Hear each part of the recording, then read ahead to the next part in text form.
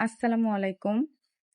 এই শাড়িটার ছবি পেজে আর কয়েকটা গ্রুপে পোস্ট করার পর অনেক আপুরা ইনবক্সে এসে জিজ্ঞেস করছেন এই শাড়ির ম্যাটেরিয়াল কি, কিভাবে তৈরি করলাম, পুঁথিগুলা কিভাবে বসিয়েছি।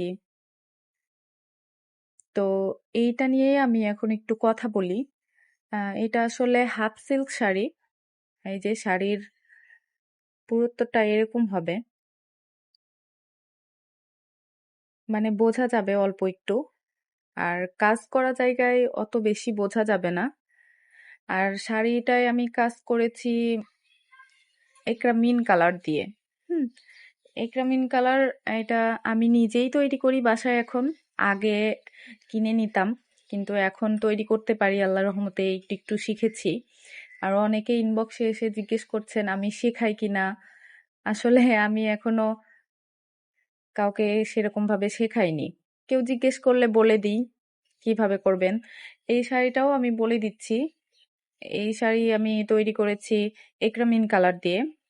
আমি দেখাই। হুম, অনেকে এই যে এই কালারটা ইউজ করতে পারেন। এইটা হলো অ্যাক্রিলিক কালার। এই কালারটা অনেক ভালো, কিন্তু যারা এই যে বিজনেস পারপাসে ব্যবহার করে, অনেক রং লাগে তাদের, তারা এটা আসলে ইউজ করতে পারে না। এটা একটু এক্সপেন্সিভ। আর হচ্ছে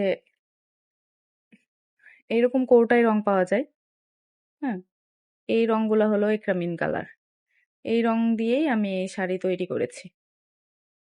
আর তুলি যারা হচ্ছে ব্যবহার করতে চান, তুলি এই যে এরকম টাইপের তুলিগুলা নিতে পারেন। তা আর্টিস্ট, তারপর কিপ স্মাইলিং,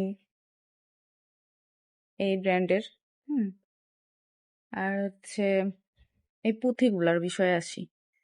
এই পুঁথিগুলা হচ্ছে আমি প্রথমে আঠা দিয়ে বসিয়েছিলাম। আর এই ছোটগুলা ছোটগুলা আগে সেলাই করেছি, তারপরে আঠা দিয়েছি। কারণ হচ্ছে এগুলা যদি সেলাই করার পর আঠা না দিতাম তাহলে এরকম নড়ানড়ি করতো বেশি। এটা এখন নড়ছে না। এই যে এই যে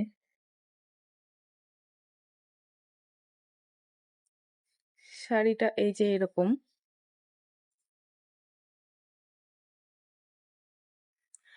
আর পুরো শাড়িতে এই যেভাবে পাতা পাতা করা আছে, মানে কলিটা দেওয়া আছে আর কি।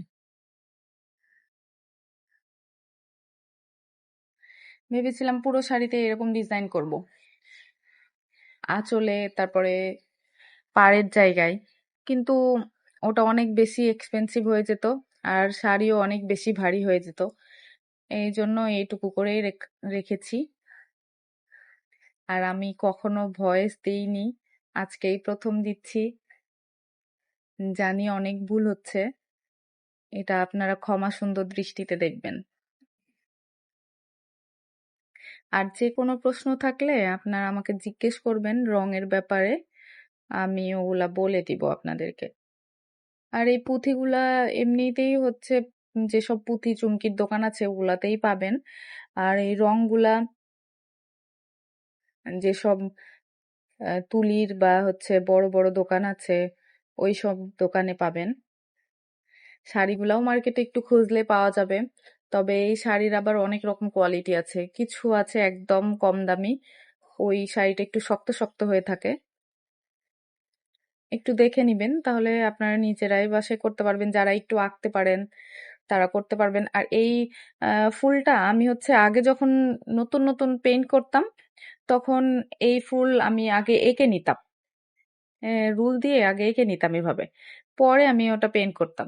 কিন্তু এখন করে করে অনেকটা অভ্যাস হয়েছে, এই জন্য আমার এখন আঁকা লাগে না। আমি হচ্ছে এমনি রং তুলি দিয়ে আঁকতে পারি। তবে আপনারা যারা নতুন করতে চান তারা প্রথমে এঁকে নিতে পারবেন, এটাই আপনাদের জন্য সুবিধা হবে। ঠিক আছে, তো সবাই ভালো থাকবেন, আমাদের জন্য দোয়া করবেন। আল্লাহ হাফেজ।